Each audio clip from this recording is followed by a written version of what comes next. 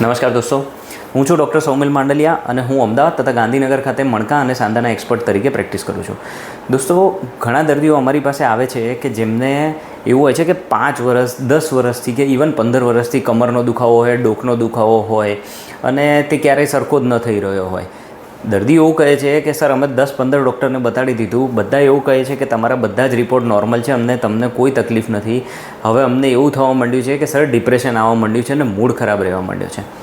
તો આજના વિડીયોમાં હું એ જ ચર્ચા કરીશ કે આ લાંબા સમયથી ચાલતો કમરનો દુખાવો અને ડિપ્રેશનનો કોઈ લિંક છે, કોઈ સંબંધ છે કે નથી. તો સૌથી પહેલાં આપ એ સમજો કે આ બેનું ડેફિનેટલી બહુ ક્લોઝ રિલેશન છે. લાંબા સમયથી જેમને પણ કમરનો કે ડોકનો દુખાવો હોય છે અને જો એ સરખો ન થઈ રહ્યો હોય તો તેમને ડિપ્રેશન આવી શકે છે. 10 દર્દીઓ એવા હોય કે જેમને કમરનો દુખાવો હોય અને સરખો ન થતો હોય તો તેમાંથી 5 થી 6 દર્દીઓને ડિપ્રેશન થવાની શક્યતા રહે છે. શું થાય છે આમાં કે જ્યારે પણ લાંબો સમય દુખાવો ચાલે અને ડિપ્રેશન થાય તો ઇન્ટર્ન એવું થાય છે કે તમારી કમરનો દુખાવો સહન કરવાની જે કેપેસિટી હોય છે તે ઓછી થઈ જાય છે અને તેના કારણે તમારો મૂડ ઓર ખરાબ રહે છે. તમે ઓર ડિપ્રેશનમાં આવતા જાઓ છો અને ફરીથી કમરનો દુખાવો શરૂ થાય છે અને આ જે સાયકલ છે, આ ચક્કર જે છે તે ચાલતું જ રહે છે.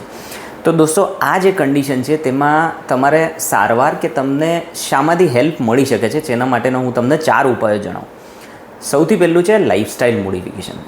જો તમને 10-15 ડૉક્ટરોએ એવું કીધું છે કે તમારા એક્સરે, સીટી સ્કેન, MRI બધું જ નોર્મલ છે, મતલબ તેનો મિનિંગ એ જ છે કોઈ મોટી બીમારી નથી કે જેનાથી આવી તકલીફ થઈ શકે, તો તમારે સૌથી પહેલાં તો રોજ સવારે ઉઠીને અડધો કલાક માટે ચાલવા જવું જોઈએ અને પોસિબલ હોય તો 5-10 મિનિટ માટે તમે જોગિંગ પણ કરો. હવે તમે આટલું કરશો તો ગ્રેજ્યુઅલી તમારા જે મૂડ છે તે સારો રહેશે. જનરલ લેંગ્વેજમાં જે કહેવાય છે એક હેપી હોર્મોન્સ કે સિરોટોનિન, ડોપામિન, આ બધાનું લેવલ પણ નોર્મલ થશે અને તમારો મૂડ ખૂબ જ સારો રહેશે. બીજી વસ્તુ, તમારો એક વખત મૂડ સારો રહેવાનો શરૂ થાય તો તમને ભૂખ બરાબર લાગશે અને તમને ઊંઘ પણ સારી આવશે. તેની સાથે સાથે તમને જે તમારા સ્પાઇન સ્પેશિયાલિસ્ટે તમારી ડોકની કે કમરની કસરત કીધી હોય તે તમારે ચાલુ કરી દેવી જોઈએ. તેનાથી પણ તમને ખૂબ ફાયદો મળશે. ત્રીજી વસ્તુ, તમારે તેની સાથે સાથે યોગા અને પ્રાણાયામ કરવું જોઈએ. તેનાથી પણ તમને તમારું મગજ એકદમ રિલેક્સ રહેશે, માઇન્ડફુલનેસ રહેશે અને તમારો મૂડ સારો રહેશે. અને ચોથી અને છેલ્લી વસ્તુ કે તમારે તમારું સિરમ વિટામિન B12 લેવલ અને વિટામિન D3નું લેવલ ચેક કરાવવું જોઈએ. જો એ બંને નોર્મલ રહેશે તો પણ તમને આ દુખાવામાં ઘણો ફાયદો મળી શકે છે. અધરવાઇઝ B12 ઓછું હોવાથી પણ ડિપ્રેશન, મૂડ ખરાબ રહેવો, કોઈ કામમાં ધ્યાન ન લાગવું કે ઊંઘ ના આવી, આ બધી જ તકલીફો થઈ શકે છે.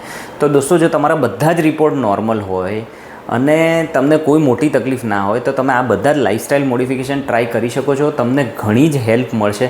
તમને જો આમાંથી કોઈ પણ હેલ્પ મળી હોય તો તમે નીચે અમારા કમેન્ટ સેક્શનમાં પછી કમેન્ટ કરી શકો છો કે સર, અમને આ બધાથી ફાયદો થયો છે. ધન્યવાદ.